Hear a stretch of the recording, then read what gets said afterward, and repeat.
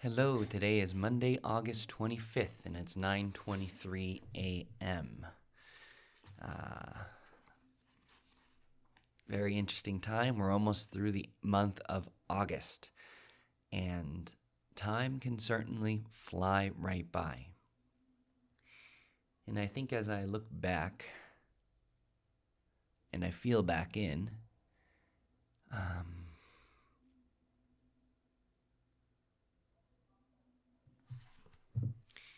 it's easy to forget. It's easy to forget the effort, the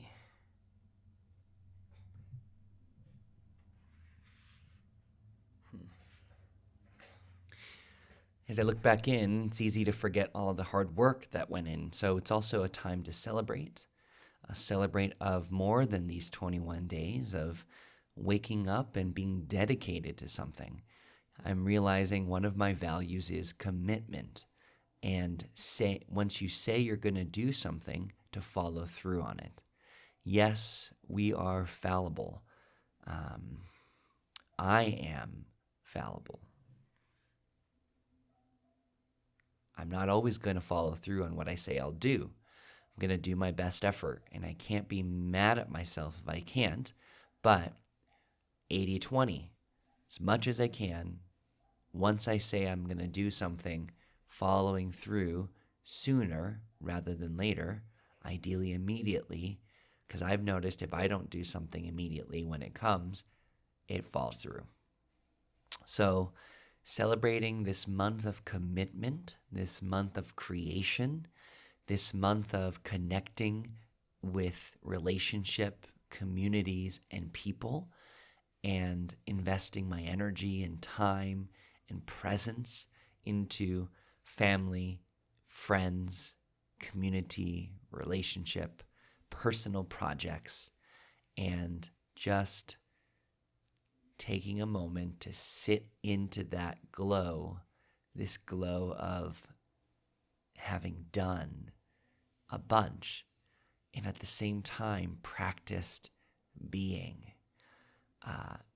One of the things that I've picked up recently, and it doesn't always happen, but when it does, the meditation around visualizing the future or visualizing in detail the present as well, but visualizing receiving a soccer pass, how I'll react with the soccer pass, taking actual footage of real happenings, installing that into my visualizing center, and then continue to visualize forth.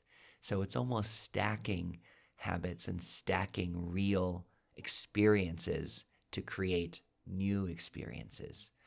An example is during one training during soccer, I received the ball, I was in the far left wing. The middle person ran to the left, and then I cut into the middle of the field. So that was a moment where I was like, wow, and it worked. And then I could make a pass to the right side of the field. It was beautiful. And in yesterday's actual game, I got a clap from my teammate on the right side because I was on the left, cut into the right, and made a far long pass to him.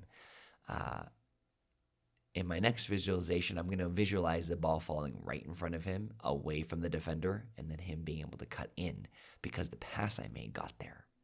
So the meditation as well of visualizing the 4 students that I'm going to have in my workshop, I just had a sense of, wow, 3 hours is a long time. So I'm going to focus on what the activities are and what they're doing, and then wrap up the website design because I need to be done with that, create the poster, and then get much closer to actualizing the final product. And so that's all happening. So keeping that centered, keeping that top of mind is something I'm very excited by. And so yesterday I did a little bit of cleaning, and I happened onto these pieces of paper that I had written. Goals by the yard are hard, but goals by the inch are a cinch. It reminds me of a little vacation Bible school song that we sang, but it's just always resonated. We don't need to have some crazy thing. Let's go slow, inch by inch makes it happen instead of by the yard. And I also found my legitimize in name, which I've done now, organization, which I'm kind of doing with my website, materials, still need to build, outcomes, I kind of have them, but I want to make them a little bit firmer, and actualization, meaning hosting at one workshop for kids between 13 to 18 by November 1st. Ideally, I'd love to make that happen before, but I forgot I'd written that down. It's been top of mind, but it's been written down. I can see it. Let's put it in a place where I can actually see it when I wake up so that the passion to make that happen stays top of mind and that I don't lose it. It's really easy to forget. I find it really easy for me to forget and get distracted. When I wrote my goals for the day this morning, I noticed there's a ton more about real estate, but let's not get distracted from this immediate thing. Yes, those can come through during the day, but let's make this be the primary thing. And if I can just do one little inch of work, let the rest of the day be beautifully happy to explore, enjoy, whatever the rest might be. And of course, the reminder, ask and you shall receive. You will find it at your feet. Open your eyes to the world around you, providing you with all you need. It's like the trust in the universe, trust in the altar practice, trust that what will come is from something that's already been done, something that's already existed. And so just tapping into that natural world, natural learning, natural spirit, natural guidance, and being open enough to receive, being open enough to be out of the way for it. So,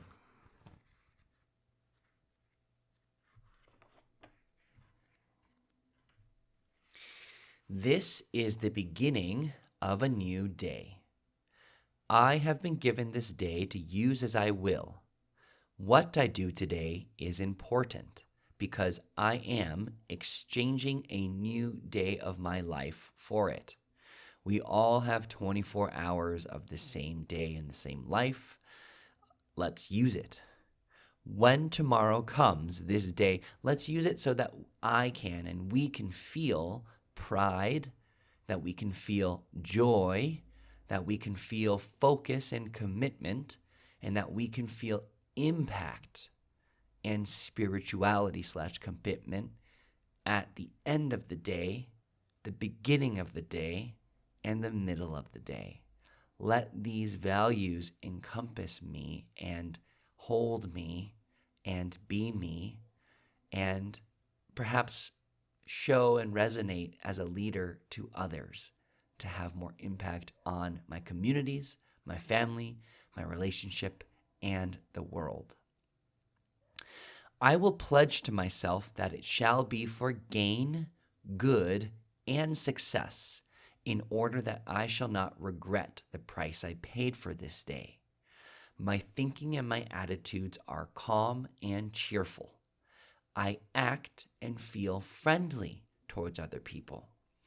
I am tolerant of other people, their shortcomings and mistakes. I've been having a hard time with this one. Tolerant of. I guess tolerant doesn't necessarily mean I have to love it, but tolerance of it means to give a little bit more patience, to give more grace to the other person, and to give more love. Not everyone has their shit figured out. And I think the grace and tolerance and just love, maybe, to see that person and their attributes and their journey when maybe they can't even see it. Sometimes all maybe they just need is you're doing a good job. Keep it up. Why not? I should practice that today.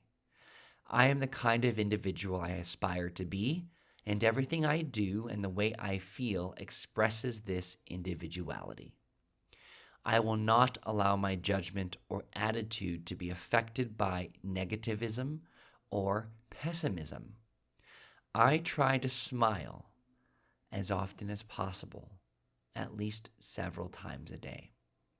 I respond in a calm and intelligent manner, without alarm, no matter what the situation. If I cannot control a situation, I try always to react in a positive manner, even to negative facts.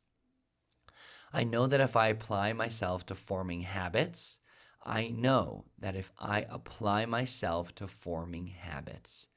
to enable me to act in the above manner, it will have a positive influence on my self-image in a most constructive way.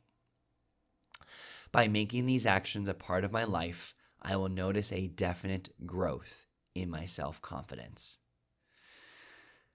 Read the above every day for 21 days. Maxwell Maltz, The Essential Cyber-Kinetics, book of many books, and this book is named Live and Be Free through Psycho-Cybernetics. Today I'm going to read in his other book, Thoughts to Live By, the chapter titled Discipline. 100 years ago in Vienna, countless pregnant women died in the general hospital after giving birth. Professor Klein, said that it was pollution from the atmosphere. A young doctor by the name of Philip Schmelweiss didn't believe it. Finally, he discovered that childbed fever was blood poisoning brought about by the contamination from the hands of medical students who examined the mothers. Professor Klein represented authority, the established order of things. Semmelweis represented freedom of thought.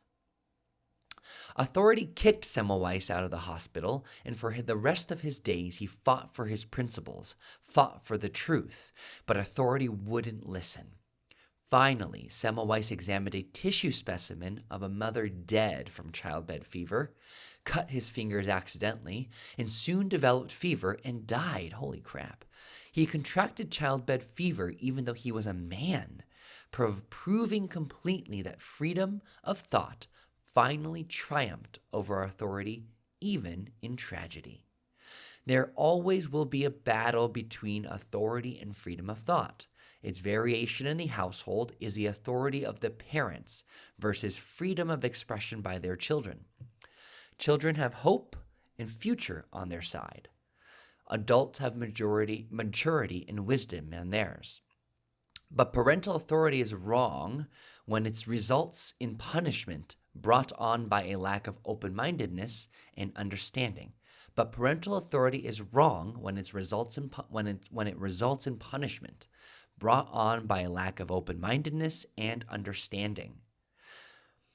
Discipline properly executed on the child, who secretly craves guidance, must have creative characteristics rather than the destructive trait exemplified in Dr. Klein's punishment of Dr. Semmelweis. Discipline is more a test of the adult. Discipline is more the test of the adult who uses it than of the child who receives it. Understanding and self-respect are the guiding keys to creative discipline. These values will reach a child's heart, letting him know that the effort is to guide creatively without rancor. Creative discipline creates a partnership between parent and child.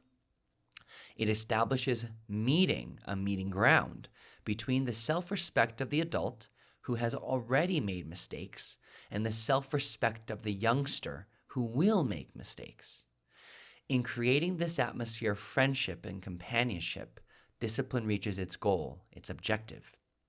The adult is able to hold on to his self-respect, and so is the child. The important thing to remember is that discipline imposed on others can only be creative and effective if it reveals self-discipline first. The important thing to remember is that discipline imposed on others can only be creative and effective if it reveals self-discipline first.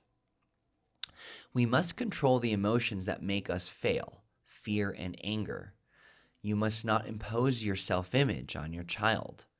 The child has its own self-image, and you must help the child realize that he can improve his self-image and be happy with it.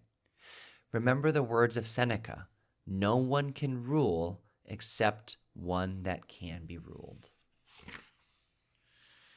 It's interesting, like even though the context of that passage was around teaching a child, I'm thinking actually some of that could be used to teach our friends, teach our relationships, teach our parents, and just teach each other.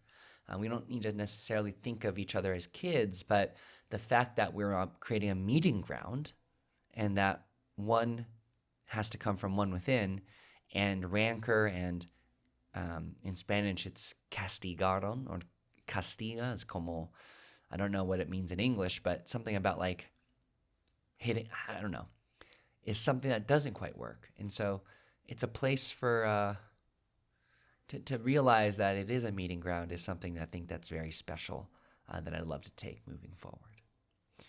Well, thanks so much again. Another video, another day, another start. And something I'd love to work on is bringing the altar practice to this video, bringing the altar practice to my writing, being connected with it at all times in all forms that it comes through. So, ohayo gozaimasu, good morning in Japanese. Arigatou gozaimasu, thank you so much. And as I practice, this is Philip, and seamos mágico.